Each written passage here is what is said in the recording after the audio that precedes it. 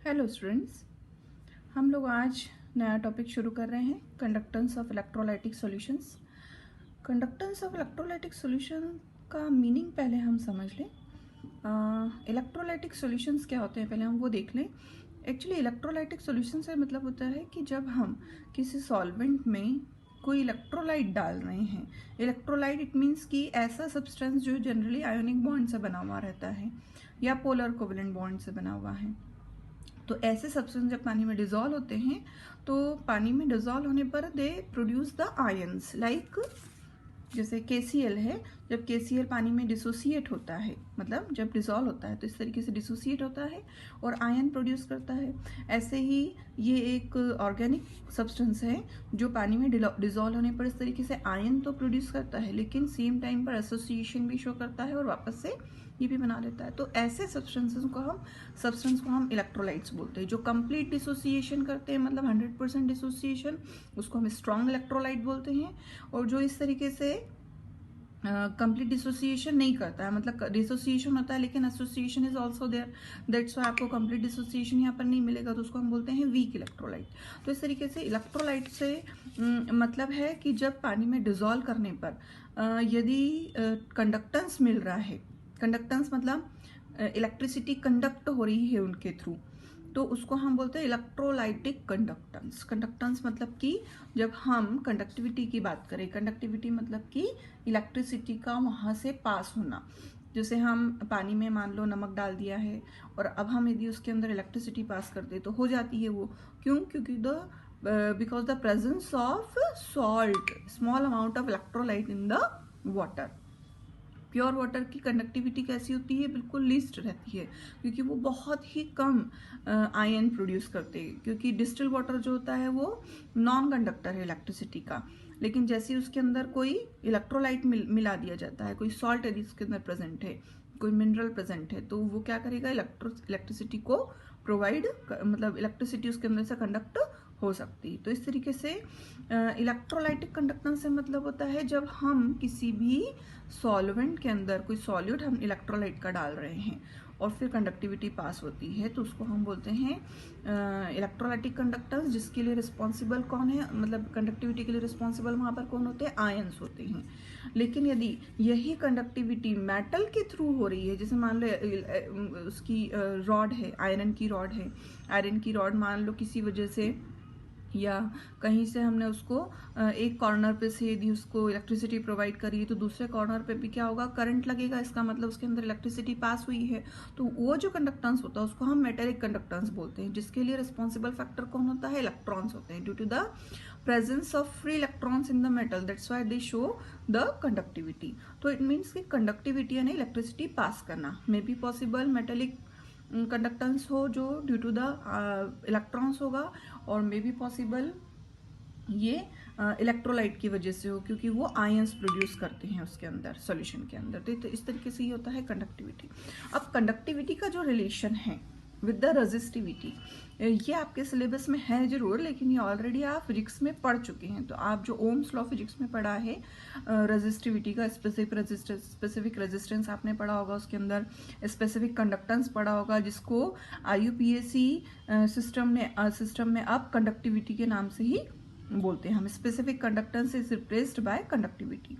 तो इस तरीके से ये सारी जो टर्मिनोलॉजीज हैं ये आपने सब वहाँ पर पढ़ी हुई है फिजिक्स में, तो आप उसी को ही यहाँ पर कंटिन्यू करेंगे। मैं यहाँ पर अब फिर से इसको यहाँ नहीं बता रही हूँ। ओम्स लॉ वगैरह सब आप वहीं से ही पढ़ेंगे, जो हमने मतलब वहाँ पढ़ा है वही यहाँ पर यूज़ करेंगे हम। मेटेलिक कंडक्टेंस और इलेक्ट्रिकल कंडक्टेंस से रिलेटेड यहाँ पर जो भी इन्होंने इन्फॉर्मेशन दी है वो मैंने अभी आपसे शेयर की थी। मैंने आपको बताया था मेटेलिक कंडक्टेंस होता है जो किसके ऊपर डिपेंड करेगा? Nature and structure of metal पे, नंबर ऑफ वैलेंस इलेक्ट्रॉन्स पर डिपेंड करेगा पर एटम, और टेम्परेचर पे डिपेंड करेगा, जो जनरली क्या होता है? डिक्रीज होता है विथ इंक्रीज इन टेम्परेचर। और यदि हम इलेक्ट्रोलाइटिक कंडक्टेंस की बात करते हैं तो वो किस पर डिपेंड करेगा? नेचर ऑफ इलेक्ट्रोलाइट का नेचर कैसा है, मतलब वो वीक है कि स्ट्रॉन्ग है, इस अकॉर्डिंग वो उस पर डिपेंड करेगा। साइज ऑफ द आयन पे डिपेंड करेगा और उसकी सॉल्वेशन पे डिपेंड करेगा। फिर नेचर ऑफ सॉल्वेंट पे भी डिपेंड करेगा, मतलब विस्कोसिटी जिसकी जितनी ज़्यादा होगी तो उसके अंदर क्या होगा, मूवमेंट ऑफ आयंस उतना ही रेस्ट्रिक्ट हो जाता है ज़्यादा विस्कोसिटी होने पर। तो इसका मतलब वो सॉल्वेंट के नेचर पर भी डिपेंड करता है। कॉन्सेंट्रेशन ऑफ इलेक्ट्रोलाइट पे भी डिपेंड करता है, जितना ज़्यादा इलेक्ट्रोलाइट मिलाओगे आप उतना ही ज़्यादा आपको कंडक्टिविटी मिलेगी। और टेम्परेचर पे डिपेंड करता है, जितना ज़्यादा टेम्परेचर रखोगे, मतलब जनरली टेम्परेचर इंक्रीज होता है तो इलेक्ट्रोलाइटिक कंडक्टेंस भी आपको, या आयोनिक कंडक्टेंस भी जिसको हम बोलते हैं, वो बढ़ा हुआ आपको मिलता है, इंक्रीज्ड फॉर्म में मिलता है। इसके बाद में मेजरमेंट है कंडक्टिविटी का, ये भी आपका फिजिक्स में जो आपने पढ़ा है वो का वही यहाँ पर आपको रिपीट करना है। तो ये आप यदि वहाँ पढ़ चुके हैं तो आपको यहाँ पढ़ने की ज़रूरत नहीं रहेगी। ये देखिए आपको व्हीटस्टोन ब्रिज वगैरह ये सब आपने वहाँ पर पढ़ा हुआ है। इसका पूरा रिलेशन, कंडक्टिविटी का रिलेशन, ये सारी एसआई यूनिट्स वगैरह सब आपने वहाँ पर पढ़ी है, जो यहाँ पर आपको हेल्प दे जाएगी। अब हम सीधे शुरू करेंगे topic variation of conductivity and molar conductivity. अब सबसे पहले हम ये समझ लेते हैं कि conductivity actually by the definition क्या होती है। तो कंडक्टिविटी से मीनिंग होता है conductance of one unit volume of the solution. हमने सॉल्वेंट के अंदर इलेक्ट्रोलाइट मिक्स किया है, सॉल्यूशन बना, उसका हमें क्या लेना है, यूनिट वॉल्यूम लेना है। मान लो यदि हमने 1 लीटर लिया है तो आपको 1 लीटर सॉल्यूशन को रखना है 2 इलेक्ट्रोड के बीच में, 2 प्लेटिनम इलेक्ट्रोड के बीच में। Unit area of cross section वहाँ पर लेना है, मतलब आपको जो एरिया लेना है वो भी आपको क्या लेना है, वहाँ पर यूनिट एरिया लेना है। तो उतने सेक्शन में जो आपने इलेक्ट्रोलाइट वहाँ पर डाला है सॉल्यूशन में, मतलब सॉल्यूशन आपने जो बनाया, तो उस और पर्टिकुलर डिस्टेंस यूनिट लेंथ पर आपने दोनों इलेक्ट्रोड को फिक्स किया है, तो उस समय पर जो कंडक्टिविटी वहाँ पर शो होगी उसको हम बोलेंगे कंडक्टिविटी। मतलब जिसको हम स्पेसिफिक कंडक्टेंस पहले बोलते थे और आप कंडक्टिविटी बोल रहे हैं। तो कंडक्टिविटी में व्हाट इज इम्पॉर्टेंट, कंडक्टिविटी में जब आप बात करेंगे तो आपको एक तो ये चीज़ ध्यान रखनी पड़ेगी कि यहाँ पर आपने जो एरिया लिया है वो यूनिट एरिया आपको लेना है यहाँ पर। उसके अलावा जो आप वॉल्यूम ले रहे हैं वो भी आपका कैसा है, 1 लीटर फिक्स है। 1 लीटर से मतलब है यूनिट वॉल्यूम फिक्स है। और आपको जो ये 2 इलेक्ट्रोड आप प्लेटिनम इलेक्ट्रोड यूज कर रहे हैं, ये भी आपको यूनिट लेंथ पर रखना है, मतलब पर्टिकुलर डिस्टेंस पर रखना है, इनकी यूनिट लेंथ है। मतलब आपको सारी चीजें क्या करनी है, यहाँ पर फिक्स रखनी है। मतलब आपको ये पूरा एरिया फिक्स रखना है जिसमें आपने सॉल्यूशन डाला है, 2 प्लेटिनम इलेक्ट्रोड के बीच में सॉल्यूशन को हमने रखा है, ये भी आपका फिक्स है। आपको वॉल्यूम जो है सॉल्यूशन का वो भी फिक्स रखना है। अब इस समय पर जो इलेक्ट्रिकल कंडक्टेंस वहां पर मिलेगा उसको हम क्या बोलेंगे, कंडक्टिविटी बोलेंगे।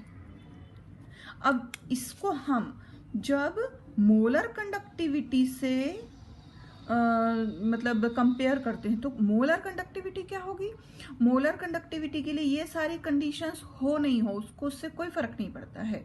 उसके लिए सबसे इंपॉर्टेंट चीज़ ये है कि जो भी आपने सॉल्यूशन यहाँ पर यूज़ किया है उसमें जो आप इलेक्ट्रोलाइट यूज़ कर रहे हो वहाँ पर इलेक्ट्रोलाइट कितना होना चाहिए, 1 मोल होना चाहिए। मतलब मोलर कंडक्टिविटी की यदि हम बात करते हैं तो molar conductivity of a solution at a given temperature is the conductance of the volume V of the solution containing 1 mole of electrolyte kept between 2 electrodes with area of cross section A and distance of unit length। इसका मतलब कि यहाँ पर आपके लिए बहुत important terminology क्या है कि 1 मोल आपका इलेक्ट्रोलाइट प्रेजेंट होना चाहिए particular given volume of the solution में। और कंडक्टिविटी में क्या चीज़ इंपॉर्टेंट थी कि 1 मोल सब्सटेंस हो नहीं हो, लेकिन आपके लिए वो कंडीशंस जिसमें unit area of cross section होना चाहिए, यूनिट वॉल्यूम होना चाहिए, वो वहाँ पर उसको हम कंडक्टिविटी बोलेंगे। तो कंडक्टिविटी का हमारा फॉर्मूला है G = KA/L, और जिसमें A यानी area of cross section, L और लेंथ हो गई। तो ये यदि दोनों हम यूनिट में रख लेते हैं, यूनिटी रख लेते हैं, मतलब दोनों 1 यदि हैं तो G बराबर क्या हो जाएगा, K हो जाएगा। तो इस तरीके से यहाँ पर इसको हम बोलेंगे कंडक्टिविटी। और मोलर कंडक्टिविटी की जब हम बात करते हैं तो इसको हम मोलर कंडक्टिविटी का इससे मतलब हम मोलर कंडक्टिविटी को डिनोट करते हैं हम। तो molar conductivity is equal to KA/L, यहाँ पर भी यही चीज़ आएगी। अब यहाँ पर क्या फ़र्क है कि यदि हमने A और L यहाँ पर भी यूनिट में ले लिया है, दोनों। तो क्या होगा, molar conductivity is equal to K, मतलब कि कंडक्टिविटी और मोलर कंडक्टिविटी दोनों एक हो सकते हैं, दोनों की एक वैल्यू आ सकती है। कब आ सकती है, जब हमने सारी चीजें यूनिट में ली है, मतलब आपने जो 2 प्लेटिनम इलेक्ट्रोड लिए हैं वो भी unit area of cross section में रखे हैं हमने, यूनिट वॉल्यूम हमने सॉल्यूशन का लिया है, उसमें 1 मोल इलेक्ट्रोलाइट भी हमने डाला है, और वॉल्यूम भी हमारा फिक्स है, एरिया फिक्स है, सब कुछ यदि दोनों सेम है तो उस समय पर कंडक्टिविटी और मोलर कंडक्टिविटी दोनों क्या होगी, एक जैसी होगी। उस समय पर हमें मोलर कंडक्टिविटी और कंडक्टिविटी क्या मिलेगी, एक जैसी मिलेगी। लेकिन यदि हम अब इसका वेरिएशन देखें, कंडक्टिविटी और मोलर कंडक्टिविटी का विद द कॉन्सेंट्रेशन, तो यहाँ पर आपको चेंजेस मिलेंगे। अब यदि हम सिर्फ कंडक्टिविटी की बात करते हैं तो कंडक्टिविटी को जब हम कोरिलेट करेंगे कॉन्सेंट्रेशन से, अब कॉन्सेंट्रेशन मतलब इलेक्ट्रोलाइटिक सॉल्यूशन का कॉन्सेंट्रेशन, तो ये तो अंडरस्टूड है कि जितना ज़्यादा आप इलेक्ट्रोलाइट मिलाओगे उतनी ज़्यादा कंडक्टिविटी मिलेगी, और जैसे ही आपने कॉन्सेंट्रेशन डिक्रीज किया, कॉन्सेंट्रेशन डिक्रीज करने पर क्या होगा, इलेक्ट्रोलाइट जो हमें कंडक्टिविटी वो भी क्या मिलेगी, कम मिलेगी। मतलब conductivity is directly proportional to concentration. Conductivity यदि आपको ज़्यादा चाहिए तो कॉन्सेंट्रेशन ज़्यादा रखना पड़ेगा, कंडक्टिविटी जैसे ही आपने कॉन्सेंट्रेशन कम करोगे कंडक्टिविटी कम मिलेगी। लेकिन यदि हम मोलर कंडक्टिविटी की बात करते हैं तो मोलर कंडक्टिविटी के लिए क्या इंपॉर्टेंट है, बस 1 मोल इलेक्ट्रोलाइट प्रेजेंट होना चाहिए, लेकिन उसके लिए वॉल्यूम फिक्स नहीं है। आप चाहो तो 1 लीटर की भी बात कर सकते हो, आप चाहो तो 2 लीटर के अंदर 1 मोल इलेक्ट्रोलाइट डाल करके भी काम कर सकते हो। उस समय पर यदि आपने मोलर कंडक्टिविटी मेजर करी तो उस समय पर मोलर कंडक्टिविटी क्या होगी, ये मतलब कॉन्सेंट्रेशन के साथ में इंक्रीज तो होती है, डायरेक्टली प्रोपोर्शनल है। लेकिन जब हम डाइल्यूशन की बात करते हैं, मतलब डाइल्यूशन से मतलब है जब कॉन्सेंट्रेशन कम करा, तो कॉन्सेंट्रेशन कम कैसे करेंगे, हम क्या करेंगे, डाइल्यूशन बढ़ा देंगे। डाइल्यूशन बढ़ा देंगे मतलब कि पहले मान लो हमने 1 मोल सब्सटेंस डाला था 1 लीटर में, ठीक है, 1 लीटर में डाला था। अब हम क्या कर रहे हैं, 1 मोल सब्सटेंस हम 2 लीटर में डाल रहे हैं। अब ऐसे में यदि हम कंडक्टिविटी की बात करते हैं तो डेफिनेटली इस केस में कंडक्टिविटी आपको कम मिलेगी। क्यों, क्योंकि आपने वॉल्यूम बढ़ा दिया, वॉल्यूम बढ़ गया तो क्या होगा कि ये जो यूनिट आपने डिस्टेंस पर रखा था इलेक्ट्रोड, 2 इलेक्ट्रोड, अब बड़ा टैंक आपने यदि कर दिया है तो क्या होगा, इस एरिया में जितने नंबर ऑफ आयंस थे इस एरिया के, वो क्या होंगे, नंबर ऑफ आयंस कम हो जाएंगे, क्योंकि अब वो क्या हो गए, फैल गए, बड़े एरिया में फैल गए। अब आपका टैंक क्या हो गया है, बड़ा। ये देखिए इस तरीके से, अब आपने जब टैंक बड़ा ले लिया है लेकिन दोनों इलेक्ट्रोड को आपने यूनिट लेंथ पर और unit area of cross section पर ही मेजर कर रहे हो, तो यहाँ जो मिलेगी उसको कंडक्टिविटी बोलेंगे। तो ये तो कंडक्टिविटी कम हो जाएगी यदि डाइल्यूशन बढ़ गया तो, क्योंकि नंबर ऑफ आयंस इस एरिया में कम होंगे, तो कंडक्टिविटी आपको यहाँ पर क्या मिलेगी, डाइल्यूशन बढ़ाने पर कम मिलेगी। लेकिन अब मोलर कंडक्टिविटी की मैं बात करती हूँ तो मुझे इस एरिया से कोई मतलब नहीं है, मैं पूरे एरिया को कवर करूंगी। अब जब मैं पूरे एरिया में ही कंडक्टिविटी मेजर कर रही हूँ तो अब क्या होगा, यहाँ पर डाइल्यूशन बढ़ गया। डाइल्यूशन बढ़ने से क्या होगा, आयंस और दूर दूर हो गए। अब जब दूर दूर हो गए हैं तो फ्री कंडक्टेंस आ जाएगा यहाँ। तो इसका मतलब कि जब जगह कम थी तो के पॉजिटिव और सीएल नेगेटिव क्या हो रहे थे, एक दूसरे के आसपास थे, तो उस वजह से क्या हो रहा था, उनका ज़्यादा मतलब पास में आने से उनके अंदर पॉजिटिव नेगेटिव का अट्रैक्शन फोर्स लग रहा था। उस वजह से उनको कंडक्टिविटी शो करने में थोड़ी सी जो प्रॉब्लम जा रही होगी वो अब यहाँ पर सॉल्व हो गई। इतनी जगह में क्या हो रहा था, के पॉजिटिव सीएल नेगेटिव एक दूसरे को अट्रैक्ट कर रहे थे, उस वजह से कंडक्टिविटी यहाँ पर कम मिलेगी। लेकिन यदि आपने डाइल्यूशन बढ़ा दिया तो क्या होगा, यहाँ पर कंडक्टिविटी अब आपको यहाँ पर ज़्यादा मिलेगी। कंडक्टिविटी ज़्यादा क्यों मिलेगी, क्योंकि आयंस अब दूर दूर हो गए हैं। जब आयंस दूर दूर हो जाएंगे तो ये तो और अच्छा कंडक्टेंस शो करेंगे। मतलब स्ट्रॉन्ग इलेक्ट्रोलाइट के लिए डाइल्यूशन बढ़ाने पर तो कंडक्टिविटी बढ़ना ही बढ़ना है, लेकिन वीक इलेक्ट्रोलाइट के लिए भी बढ़ जाएगी।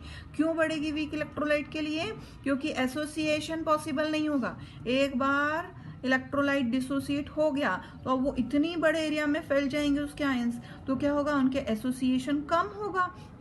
तो ऐसे में क्या होगी, आपकी मोलर कंडक्टिविटी इंक्रीज होगी। मतलब इन दोनों में ये फर्क है कि मोलर कंडक्टिविटी डाइल्यूशन के साथ बढ़ती है, लेकिन कंडक्टिविटी डाइल्यूशन के साथ डिक्रीज होगी। ये पॉइंट बहुत इंपॉर्टेंट है बच्चों, एग्जाम में एक्सप्लेन करने आता है। Variation of conductivity and molar conductivity with the concentration. तो आप ये चीज ध्यान रखेंगे, कंडक्टिविटी कॉन्सेंट्रेशन के साथ बढ़ती है और डाइल्यूशन के साथ कम होती है।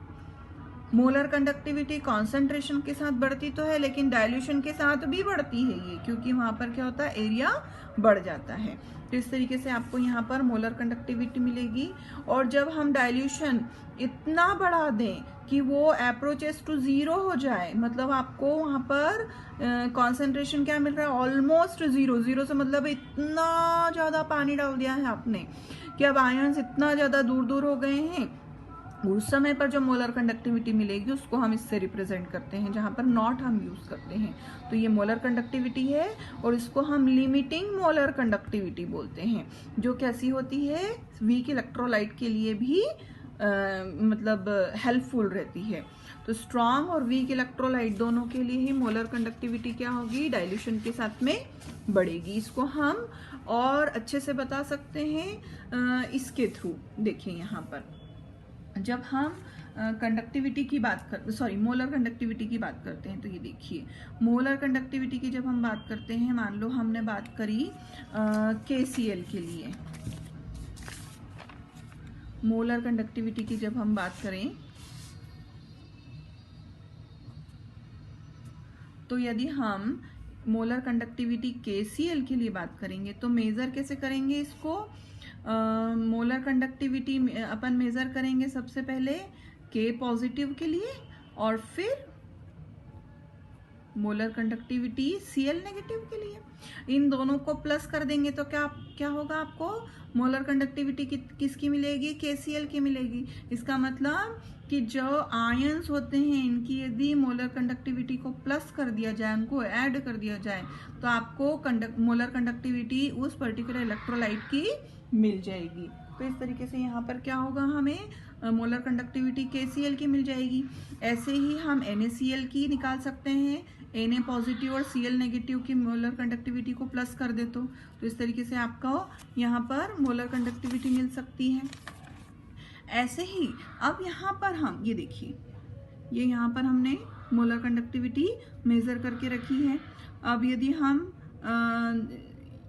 ये चीज करें कि यदि आपको molar conductivity, limiting molar conductivity की यदि हम बात करते हैं एट द इनफाइनाइट डाइल्यूशन, तो उस समय पर यदि हम इनके आयंस की कंडक्टिविटी मतलब लिमिटिंग मोलर कंडक्टिविटी को प्लस कर दें, तो आपको उस पर्टिकुलर इलेक्ट्रोलाइट की लिमिटिंग मोलर कंडक्टिविटी की वैल्यू मिल जाती है। इसको हम कॉलरॉश लॉ बोलते हैं। ये बोलता है कि limiting molar conductivity of an electrolyte can be represented as the sum of the individual contributions of the anion in the cation of electrolyte. मतलब जो एनायन केटायंस हैं इनकी लिमिटिंग मोलर कंडक्टिविटी को यदि आप प्लस कर देते हो तो आपको उस पर्टिकुलर इलेक्ट्रोलाइट की molar conductivity, limiting molar conductivity की वैल्यू मिल सकती है। इसको हम कॉलरॉश लॉ बोलते हैं, कॉलरॉश लॉ ऑफ इंडिपेंडेंट माइग्रेशन। इस तरीके से हम इसको बोलते हैं। ये कुछ लॉ वैसा है जैसे आपने 11th में Dalton's law of partial pressure पढ़ा होगा, उसको 12th में भी हमने सॉल्यूशन चैप्टर में पढ़ा था कि पार्शियल प्रेशर लॉ क्या बोलता है कि यदि आपको किसी भी मतलब मिक्सचर ऑफ गैसेस का टोटल वेपर प्रेशर चाहिए तो आप क्या करो, उसकी इंडिविजुअल गैस के पार्शियल प्रेशर को प्लस कर दो तो आपको क्या मिलेगा, वहां पर टोटल प्रेशर मिल जाएगा। ऐसे ही यहाँ पर यदि हम आयंस की लिमिटिंग मोलर कंडक्टिविटी को प्लस कर देते हैं तो आपको कंडक्टिविटी, मोलर कंडक्टिविटी उस पर्टिकुलर इलेक्ट्रोलाइट के लिए मिल जाएगी। और वीक इलेक्ट्रोलाइट के लिए भी इसकी हम निकाल सकते हैं। वीक इलेक्ट्रोलाइट के लिए कैसे निकाल सकते हैं हम, यदि मान लो आपको कंडक्टिविटी किसी वीक इलेक्ट्रोलाइट के लिए मेजर करना है, जैसे देखिए यहाँ पर, जैसे मान लो आपको ये लिमिटिंग मोलर कंडक्टिविटी की वैल्यू दी है, NaCl के लिए भी दी है, HCl के लिए भी दे दी है और सोडियम एसीटेट के लिए भी दे दी है। इनकी वैल्यूज यदि आपको दे दी है। अब यदि आपको कोलरॉश लॉ की हेल्प से वीक इलेक्ट्रोलाइट कौन सा होगा, वीक इलेक्ट्रोलाइट जैसे एसिटिक एसिड है यहाँ पर, तो उसकी यदि आपको मोलर कंडक्टिविटी चाहिए तो आप निकाल सकते हो। कैसे? आप क्या करोगे, यहाँ पर जो भी HCl की मोलर कंडक्टिविटी है उसकी वैल्यू यहाँ पर दे के रखी है, सोडियम एसीटेट की मोलर कंडक्टिविटी दे के रखी है, आप इन दोनों को प्लस कर दो और उसमें से माइनस कर दो NaCl की मोलर कंडक्टिविटी, तो आपको क्या होगा, यहाँ पर जो बची हुई कंडक्टिविटी मिलेगी ये किसकी मिल जाएगी, यहाँ पर आपको एसिटिक एसिड की मिल जाएगी। कैसे मिलेगी इसको मैं आपको एक बार और एक्सप्लेन करती हूँ। जैसे मान लो यदि आपने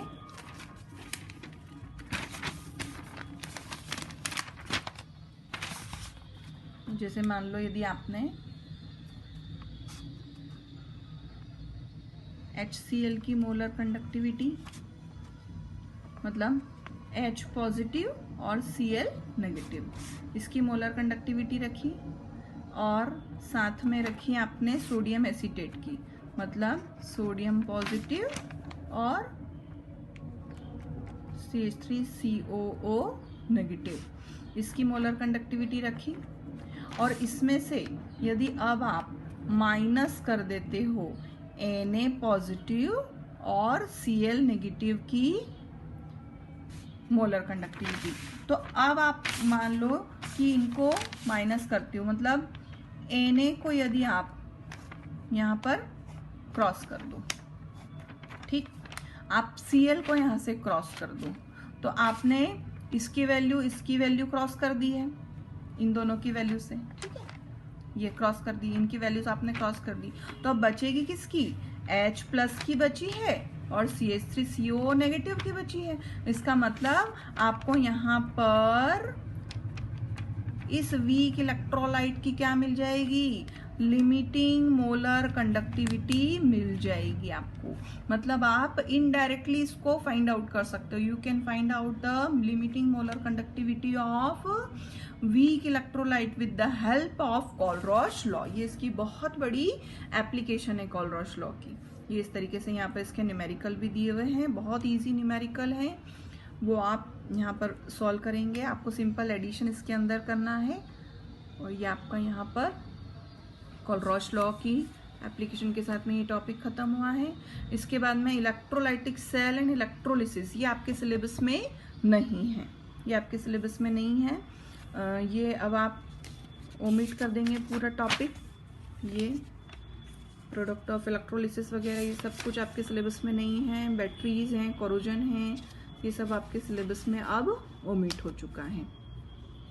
और MP बोर्ड के बच्चों को सिलेबस में ये है तो उनके लिए मैं आप वीडियोस प्रोवाइड कर दूंगी और इसके PDF प्रोवाइड कर दूंगी मैं आपको। MP बोर्ड के बच्चों के लिए सिलेबस में है लेकिन CBSE के बच्चों के लिए ये नहीं है इस साल।